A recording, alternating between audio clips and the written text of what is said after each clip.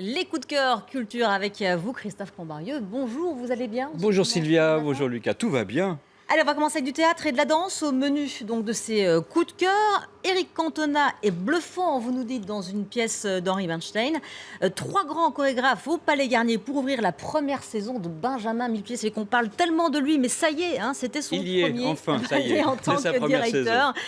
Mais on commence avec une pièce de Michel Vinavert, c'est au théâtre de Poche-Montparnasse. Absolument, la pièce s'appelle Les voisins, elle est mise en scène par Marc Paquin, interprétée par Lionel Abelanski, Patrick Catalifo et les deux jeunes comédiens Loïc Mobillan et Alice Berger. La pièce nous place sur une terrasse qui relie deux maisons jumelles, elles-mêmes abritant d'un côté un père et son fils, de l'autre un père et sa fille. Et les deux familles semblent unies d'un lien très fort, d'abord parce que les deux jeunes sont amoureux et que les pères font preuve d'une entraide, d'un partage absolument exemplaire. Un partage qui sera peut-être la source de leur malheur, car l'un confie à l'autre à quel endroit il cachait ses lingots d'or. La situation va immanquablement s'envenimer. Ça va tourner au drame le jour où évidemment tout disparaît. Alors, est-ce qu'on peut dire que c'est un simple drame contemporain?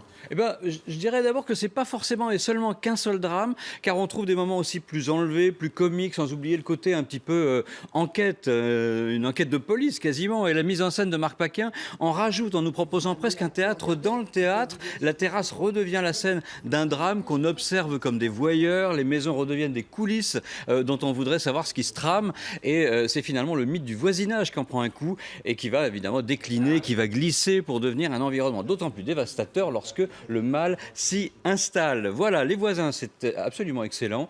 Ils sont merveilleux. Lionel Abelanski, Patrick Catalifo, c'est au Petit Théâtre de Poche Montparnasse tous les soirs. Je suis sûr que vous voulez en voir un extrait. Allons-y. Le voilà. J'ai pensé que, disons, une petite moitié de ce qui est là, sous nos pieds, pourrait servir à l'achat d'un toit, puisqu'ils ont ce restaurant dans la tête. Hein? Parce que ça travaille dessous, là, quoi que vous en pensiez. Vous aviez raison! C'est lui! Comment j'avais raison? Ah, regardez, ce plan! Tout y est!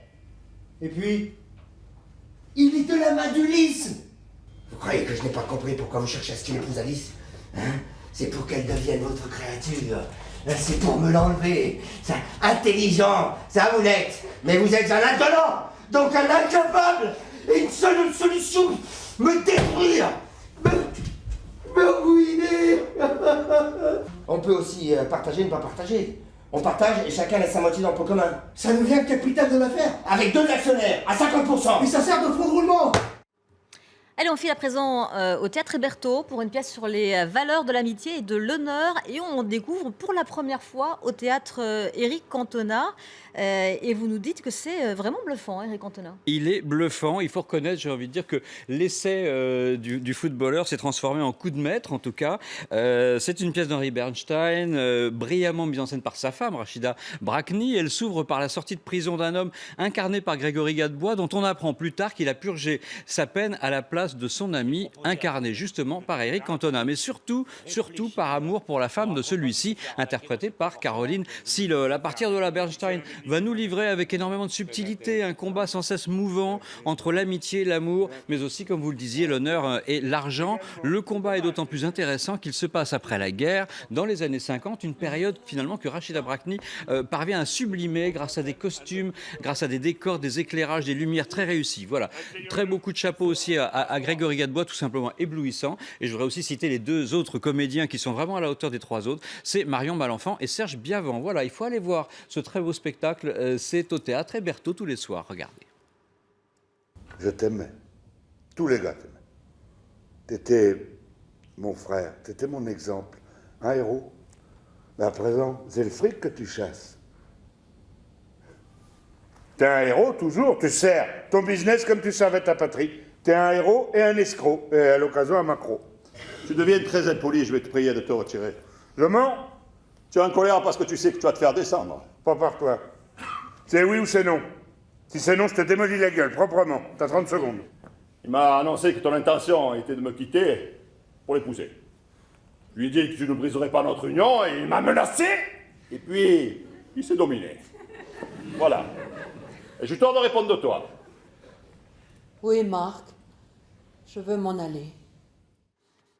Et la pièce de théâtre s'appelle Victor, ce qui peut être une information utile pour ceux Tout à qui fait. veulent Il ne aller. faut pas y aller que pour Pour ceux voir qui veulent aller la Cantona. voir. Allez, on passe à de la danse pour un ballet exceptionnel au Palais Garnier. C'est un ballet qui est absolument unique parce qu'il y a des accents un peu de pré-programme, de profession de foi pour la première année de Benjamin Millepied, évidemment à la tête de cette vénérable institution Premier ballet. qu'est l'Opéra de Paris. Tout à fait, c'est son premier ballet en tant que directeur musical, donc évidemment c'est important. Il nous propose un triptyque sur 3 chorégraphies, une création évidemment de lui-même sur une musique du compositeur contemporain Nico Muhly et une entrée au répertoire d'une chorégraphie de Jérôme Robbins sur le premier concerto pour violon de Prokofiev et enfin une reprise d'une chorégraphie célèbre de Georges Balanchine sur une musique de Tchaïkovski.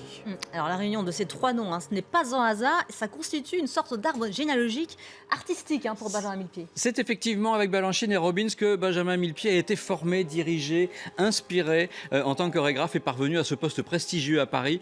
Ce spectacle est pour lui une façon de leur rendre un peu hommage, mais aussi d'affirmer son projet pour ces prochaines années à la tête du ballet, une danse qui veut allier un peu l'exigence de la technique moderne, classique, avec une modernité plus souple. Voilà, modernité, classicisme, c'est au programme de ce spectacle qui va jusqu'au 11 octobre au Palais Garnier. On en jette un petit coup d'œil.